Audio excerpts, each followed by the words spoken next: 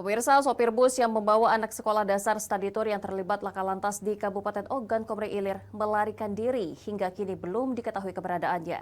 Polisi himbau sopir untuk segera menyerahkan diri.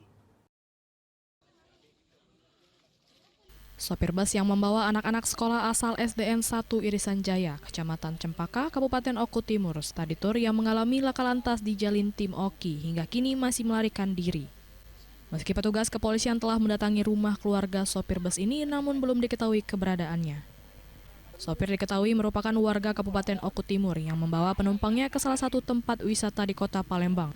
Akibat kecelakaan itu, 29 penumpang yang ada di bus, 2 diantaranya meninggal dunia, 2 alami luka berat, dan 19 orang luka ringan. Sampai dengan hari ini masih posisinya masih melarikan diri. Tapi kami sudah berkoordinasi tadi malam, tim kita dari unit laka Satlantas Polres Oki sudah mendatangi rumah keluarga supir untuk meminta keterangan dan menghimbau agar sopir ini ya menyerahkan diri karena setiap perbuatan harus ada yang dipertanggungjawabkan. Polisi menghimbau kepada sopir bus kiranya segera menyerahkan diri karena setiap perbuatan ada resiko yang harus dipertanggungjawabkan. Dari Ogan Komering Ilir, Fitriadi, iNews melaporkan.